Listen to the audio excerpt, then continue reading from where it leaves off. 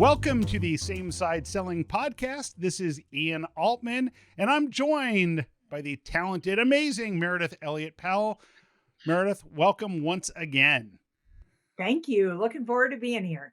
Can you give people just a little bit of your background for the three people on the planet who don't know who you are?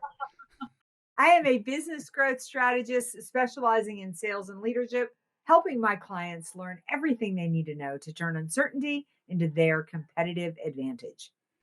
And Ian Altman, most people know me through the book Same Side Selling, where we turn those adversarial tensions into buyer and seller working on the same side together to kind of solve a puzzle instead of being involved in a battle. And today we are talking about a topic that is near and dear to my heart, which is integrating sales and marketing so that they're not seen as two different universes, but instead kind of one and the same, people joined at the hip. So Meredith, when it comes to integrating and aligning sales and marketing, what are the biggest mistakes that you see people make? What are the traps or pitfalls they fall into that maybe people could learn from?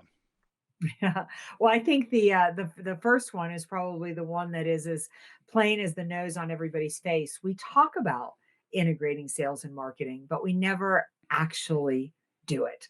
In most organizations that I go into, marketing sits on one side of the building, sales sits on the other. And rarely did they share the same goal, rarely did they share the same meeting, and rarely are the two held accountable for the same outcomes. Yeah, and that's something that to me is often fascinating because people will often marketing will blame sales, sales will blame marketing, and the reality is they have the same goal, which is I look at it as marketing's job is to attract interest and establish expertise. And sales's job is to, once those people have expressed interest in that expertise, to then navigate that buyer through the process to help them make a decision and to determine who's a good fit and who isn't a good fit. And oftentimes they're so tightly intertwined that people don't even realize it. Yet there are marketing meetings that happen every day without any input from people on sales. And there are sales meetings that happen every day, and you'll never find a marketing person in attendance. And that's a big challenge. So how common is that? I think I see it quite a bit. I mean, I loved it when you said, one blames the other. And here's really where the challenge lies in the middle of it is marketing never gets intimately involved enough with sales to understand it at a granular level. And sales never lets go of certain tasks to allow marketing to do it. And I think, 10 years ago, that was probably okay. It didn't affect the bottom line that much. But we now live in a global economy. We're inundated with white noise. Sales has got to do what they are good at, what only they can do. And that is the relationship build, as you said, navigate it through and really get the buyer to buy for the first time. You need to give away the tasks of creating that awareness, building that brand visibility. Allow marketing to do that. But you need to provide them the feedback so that the messaging is right, so your lead quality is right. But you need to understand that if you're doing this all alone, even if you're successful, you're not nearly as successful as you could be. Well, and it's interesting because one of the ironies is that the biggest challenge when you talk to most marketing organizations is we're trying to figure out the right messaging that's going to resonate with our ideal customers. And so marketing will do surveys and analysis and all this stuff on their own to try and figure that out. Well, who is talking to customers more than anybody else? Well, it's the people in the sales organization. So if you simply just said once a week in a meeting, what are the biggest questions you're hearing from your clients? What are the biggest frustrations that they're facing? What are the things that they ask you about that you don't have an answer to today? You'd have a list a mile long of different topics that would resonate to attract clients. You would know what they need to know. The second topic that you can go after is now that you have a sense of here's what the salespeople are hearing that customers want to know is where do you spend time in sales creating information to send to customers? Meaning If you're writing the same email over and over again, trying to explain a concept, what if we created a piece of marketing content? What if we created a video that encapsulated that for you so that you wouldn't have to do it? In fact, my friend Marcus Sheridan says a salesperson should never be reaching out to a potential client without including some piece of marketing content that contributes to the conversation. So Wow. don't just give them some, oh, here's a PDF that would love for you to read. It's when we spoke last week, you mentioned this concern. I think this piece of content might be helpful in the discussion. Yeah, absolutely. The other piece that the other mistake I think that we make in integrating sales and marketing is one of the most important parts of the sales call, and you and I have discussed it, is sales follow-up. I mean, the chances that you're going to interact with somebody at the exact moment they're ready to buy, even if the lead is hot, even if the lead is well qualified, they're slim to none. It takes a lot of follow-up in today's marketplace in order to close a sale. Well, follow up isn't something that salespeople should be doing by themselves. Just like you reach out to make a sales call, you want to include some form of marketing. Marketing helping you with that follow up is incredibly important. They can increase the amount of visibility, they can increase the value you bring with that visibility and make it feel like it's less salesy, more relationship focused. But you need to be integrating what that looks like, when the salesperson's touch is going to be, when marketing needs to be taking over. But that's a powerful opportunity that most sales teams and marketing teams are not capitalizing on. Sure. I think one of the things that catches my attention often is that the marketing organization often they confuse marketing in support of sales and marketing from a branding perspective. And what I mean is that there's brand related marketing that says, how do we get our name out there, our reputation, so people know us at a broad level? And then there's marketing, meaning research, data, information that supports an actual sale for a client. And where I see this break down is what will happen is an organization, their marketing team will say, and here's a slide deck for you. And the first 10 slides are marketing for the purpose of the brand. Bless you. So it's marketing as it pertains to the brand, which is along the lines of here's how many offices we have and here's who we are. And the reality is nobody cares except for the marketing department. The client doesn't care. So we can't use that type of information. And then they say, well, we provided this slide deck and sales didn't use it. Well, thank God they didn't use it because it's a mess. Instead, what we need is to draw that distinction so that we say, okay, if this is marketing using for a sales opportunity, we want to open this presentation with what is the client trying to solve? How have we solved that for other people? And specifically, how is this solution going to affect you, the client, not a whole bunch of generic jargon that people just don't care about? Yeah, and I think what you're saying is so true, and I love the fact that you said we created a slide deck and sales didn't use it. Is that you need to understand if sales, if you're not using the leads that marketing is giving you, don't just say we're not going to use those leads. Go back to marketing, talk to them, and talk about how to make those leads even better. The other thing I think is sales does not in general provide enough feedback to marketing. Marketing puts on an event. You all invite your best clients. And then marketing never knows whether any of that turned into business. What was the follow up process from it? Was it worth the investment that they did? I mean, in essence, and I think a lot of what we're talking about is one of the biggest mistakes that sales and marketing make. And the way to correct it is they don't talk to each other. And they need to realize that it's not a perfect science. It's not a perfect art. You need to be massaging it and getting it right for your team. And I think one of the keys to that is defining what success looks like before the event. So for example, what I often say with my clients is, we're running this marketing event. Can you give us some input? And I say, great. What would success look like at the end of the event?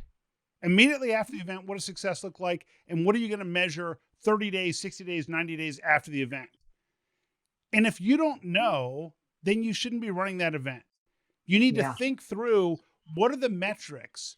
Because my favorite term in today's vernacular is a marketing qualified lead, which if you think about it is so ironic because it says, well, according to marketing, this is qualified. And then sales gets it. And what do they say? This isn't qualified. And marketing says, no, but it's a marketing qualified lead. It doesn't matter. It should be either a qualified lead or a non qualified lead, meaning if marketing and sales agree that when it meets this criteria, that we both agree that that's a good lead, then that's a good lead. Now, whether or not it becomes an opportunity for us is sales' job to take it from somebody who met certain criteria. And now at the next step, we determine, is there a need for this? Do we have the right people involved? Is there a sense of urgency? And a whole bunch of things that we teach. But that notion of, well, marketing said it's a lead, so now we're at odds with sales doesn't make sense. Instead, you got to get on the same page working together to define what success looks like for an event, and then what the criteria happen to be to define a good opportunity. Yeah, and I think you bring up such a great point because I think we need to get there and really intimately define the roles. Because even if marketing is sending you leads that are really qualified, often sales teams think these are like magic bullets. Since it went through some qualifying process, if I call them, they should answer. If I email, they should answer. You said they just meet a certain level of criteria. In other words, marketing got you past first base, but you have to go to second, third, and bring it home. They did some of the heavy lifting, but the reason you're in sales is because you're good at what you do. You can sell, you can connect, you can critically think how to get past the gatekeeper. You still need to do all that. And then if the lead doesn't work, you need to go back and tell marketing why you put all your special sauce on top of it. It still didn't work. So something still needs to be massaged in the Yeah, process. and I think if you create that feedback loop, then you start getting better opportunities. If all you do is you complain to your peers about why these leads you're getting from marketing aren't any good, guess what? I promise you there isn't a single person in marketing who says, hey, you know what? Let's give these people bad leads and see what happens. Don't tell anybody. This will be a stitch. No, Right. they're working hard to try and generate the right opportunities for you.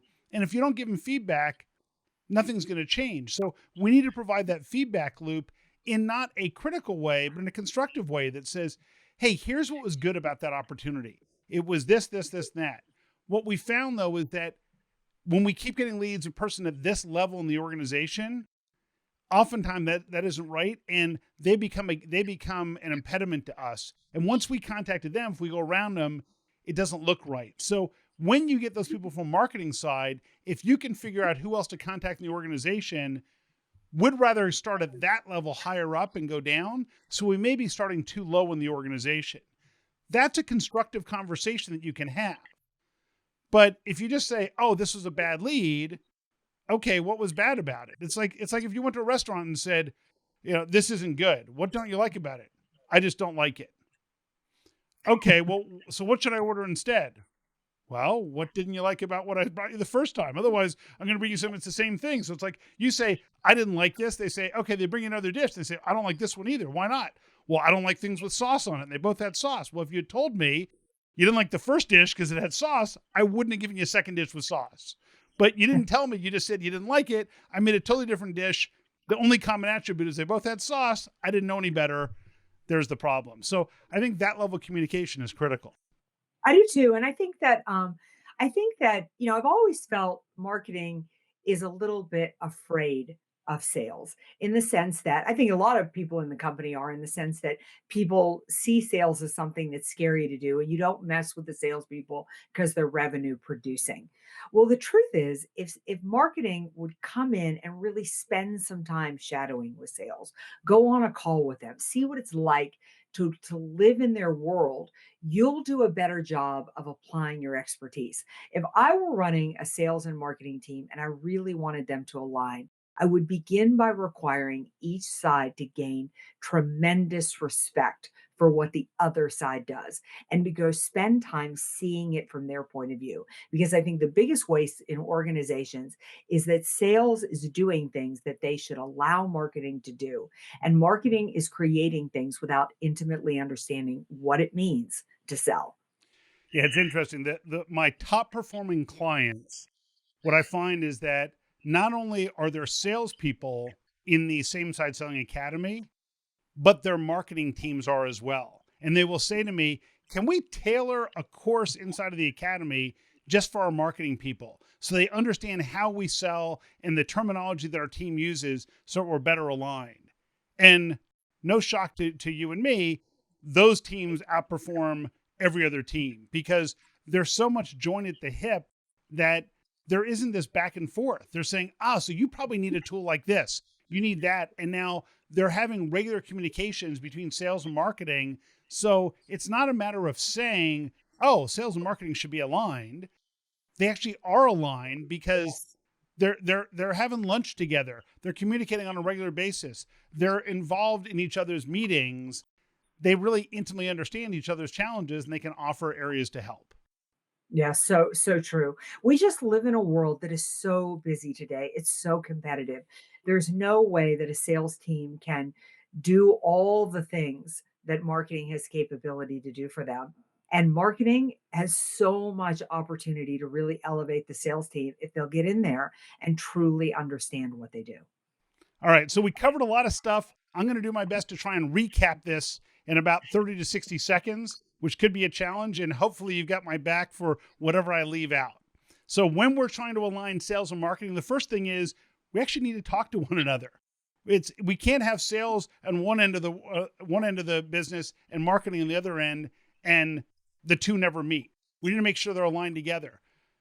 Sales and marketing need to communicate their expectations together. So before you do an event, sales needs to be able to sit down with marketing and agree on what is a good outcome at the end of the meeting, as well as 30 days, 60 days, 90 days. When it comes to giving feedback, when you get leads from marketing, you need to have a feedback loop that says, here's what's working for us and here's what isn't.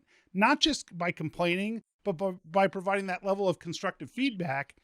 And ultimately, what you want to do is make sure that you're sitting in on each other's meetings.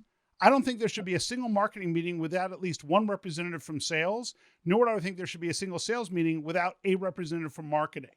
Because that way you understand each other's world, there's better empathy, and to your point, having mutual respect between sales and marketing is what leads to those top performing teams. So what did I miss, Meredith? Boy, I think you too. I think you wrapped it together. I think you really hit on everything. The only thing I'm going to add is that if you are in charge of the sales team, if you're in charge of the marketing team, it starts at the top. Leadership, you work together, your teams will work together. The alignment begins with you. The last thing I'm going to add is this is your competitive advantage. As you said, your top performing teams have strong sales and marketing alignment. If you're looking for opportunity in 2021, 2022, this is it. Fantastic. Meredith, where do people learn more about you? They can find me at my website, which is just the words valuespeaker.com, just the terms valuespeaker.com, or I tend to live on LinkedIn, that social media platform. I'm a big believer, build your network, change your life. So if you reach out and connect with me, I will connect with you. And of course, you can visit me at samesideselling.com. Be sure to check out the Same Side Selling Academy and always on LinkedIn. And when you reach out on LinkedIn, just drop a note, one of those little personalized notes that says, hey, I heard you on the Same Side Selling podcast. So I don't think you're just someone trying to connect to me to try and sell me something in a bad way that becomes an example for a future podcast. So thanks so much. Best wishes for everybody in aligning your sales and marketing. And we'll see you on the next episode of the Same Side Selling podcast. Bye now. Bye now.